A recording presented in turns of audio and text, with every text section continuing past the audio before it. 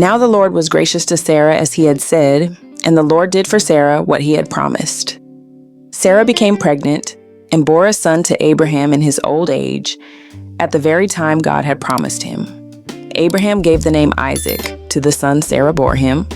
When his son Isaac was 8 days old, Abraham circumcised him, as God commanded him. Abraham was 100 years old when his son Isaac was born to him.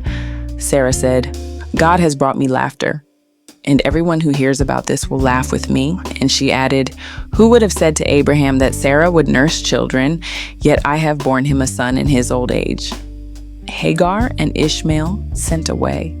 The child grew and was weaned, and on the day Isaac was weaned, Abraham held a great feast. But Sarah saw that the son whom Hagar the Egyptian had borne to Abraham was mocking, and she said to Abraham, "Get rid of that slave woman and her son, for that woman's son will never share in the inheritance with my son Isaac." The matter distressed Abraham greatly because it concerned his son. But God said to him, "Do not be so distressed about the boy and your slave woman. Listen to whatever Sarah tells you, because it is through Isaac that your offspring will be reckoned. I will make the son of the slave into a nation also, because he is your offspring." Early the next morning, Abraham took some food and a skin of water and gave them to Hagar. He set them on her shoulders and then sent her off with the boy. She went on her way and wandered in the desert of Beersheba. When the water in the skin was gone, she put the boy under one of the bushes. Then she went off and sat down about a bow shot away, for she thought, "I cannot watch the boy die." And as she sat there, she began to sob. God heard the boy crying, and the angel of God called to Hagar from heaven and said to her, "What is the matter, Hagar? Do not be afraid. God has heard the boy crying as he lies there. Lift the boy up and take him by the hand, for I will make him into a great nation."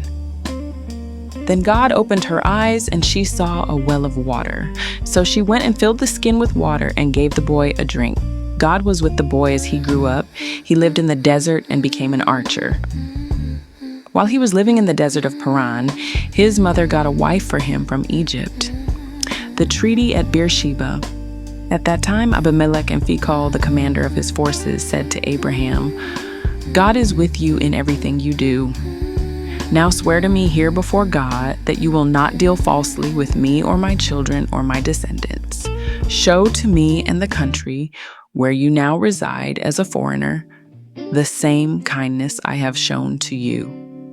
Abraham said, "I swear it."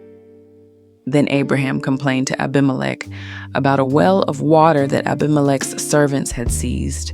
But Abimelech said, "I don't know who has done this.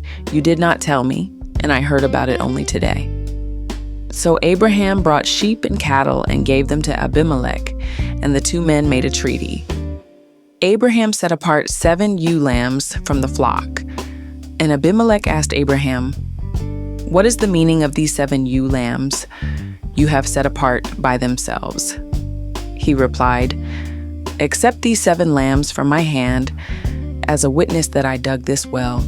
So that place was called Beersheba, because the two men swore an oath there.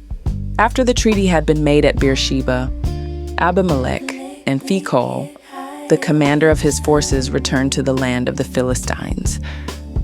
Abraham planted a tamarisk tree in Beersheba, and there he called on the name of the Lord, the eternal God. And Abraham stayed in the land of the Philistines for a long time.